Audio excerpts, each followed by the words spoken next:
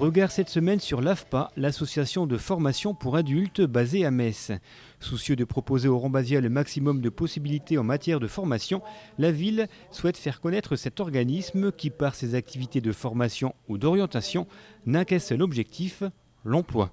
L'AFPA, donc Association de formation pour adultes, comme son nom l'indique, est un organisme de formation en fait sous l'égide du ministère du Travail qui vise à former les demandeurs d'emploi essentiellement pour une intégration la plus rapide possible dans l'emploi. Donc nous délivrons ce qu'on appelle des titres professionnels. Donc nos formations sont essentiellement basées sur de la mise en situation professionnelle, donc dans des ateliers, donc plus de pratique que de théorie, la théorie elle-même étant adaptée à la mise en situation qui suit.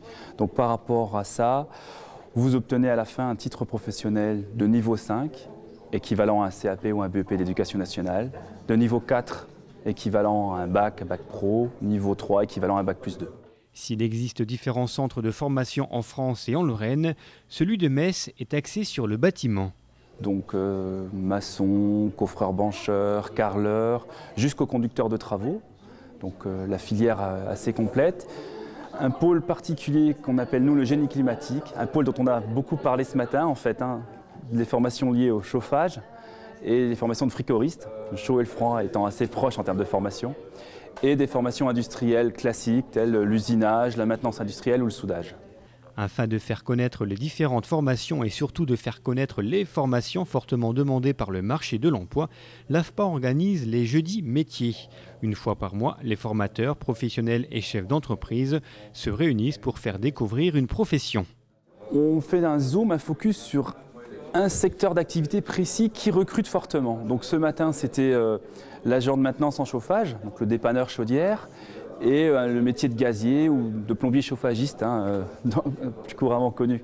Donc par rapport à ça, effectivement, ce sont des métiers qui recrutent en permanence, où les entreprises nous disent on a du mal à trouver. Donc avec nos collègues de la NPE, l'idée c'est de donner de l'information aux demandeurs d'emploi pour aller vers ces métiers-là. En service, la maintenance et le dépannage des petites chaudières au sol, tant qu'ils sont équipés des petits brûleurs fuel et des petits brûleurs gaz.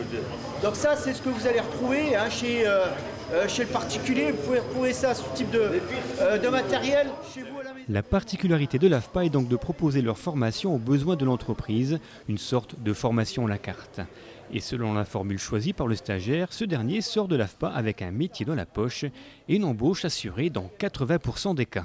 C'est aujourd'hui le taux moyen, effectivement, qui est variable d'une section de formation à une autre. Mais dans ces métiers dont on a parlé ce matin, du chauffage, on est très proche des 100%. Quelqu'un qui a son titre professionnel à l'issue, termine sa formation le vendredi, est à l'emploi le lundi. Il existe donc une véritable demande de la part des entreprises dans les secteurs dits manuels.